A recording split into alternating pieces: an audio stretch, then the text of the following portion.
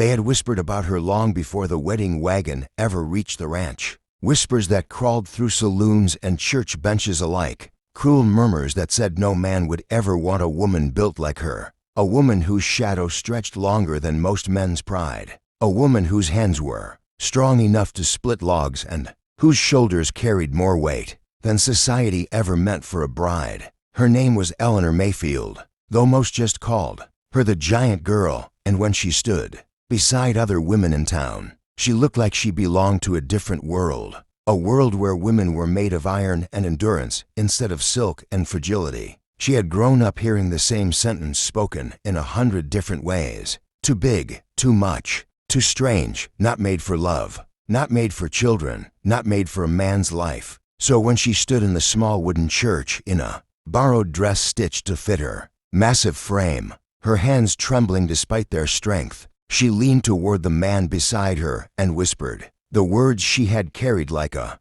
curse her entire life. My body's too big. I'm not breeding material.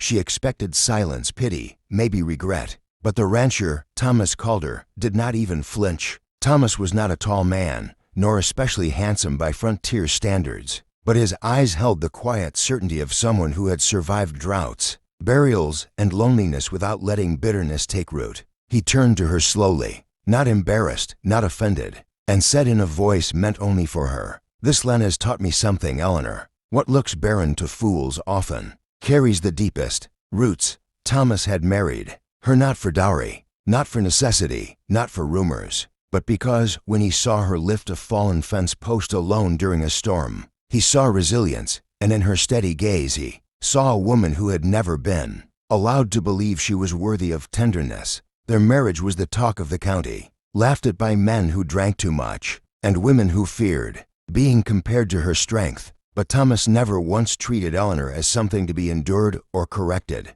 On the ranch, he gave her space, gave her respect, and more importantly, gave her belief. Days passed into weeks, weeks into months, and Eleanor worked the land beside him, her boots sinking into the same soil, her laughter slowly returning in small, uncertain pieces. Yet at night, when the oil lamp dimmed and silence crept in, fear would return. She watched other women cradle babies in town, watched bellies grow and lives change, and every time her own body remained unchanged. The old words clawed back, not made for this, not meant to carry life. She never spoke those fears aloud again, but Thomas saw them anyway, saw how she stiffened when children ran past, how she turned away when pregnancy was mentioned. He never pushed, never blamed, never demanded. Instead, he spoke of future harvests, of building a bigger barn, of growing old together, beneath the same sky. Then one winter morning, when the frost still clung to the window panes,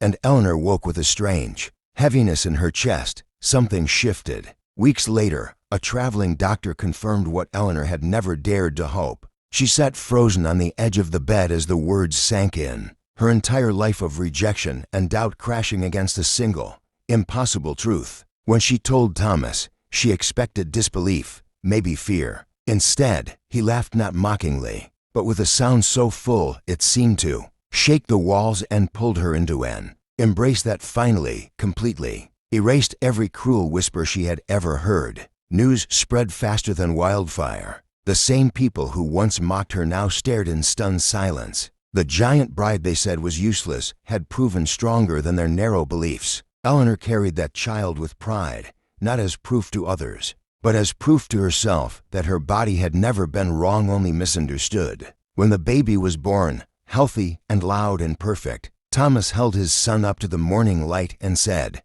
"This land doesn't lie. Neither does love." Eleanor wept, not from pain, but from the release of a lifetime spent believing she was broken. The ranch thrived, the family grew, and the story of the giant bride became something else entirely, not a warning, not a joke, but a legend. A reminder that the world is often wrong about strength, about beauty, about who is worthy of love and legacy. And if this story moved you, if you believe in untold histories, forgotten hearts, and Wild West tales that deserve to be remembered, subscribe to the channel Wild West Dairies, where legends are reborn, voices are restored, and stories like Eleanor's live on forever.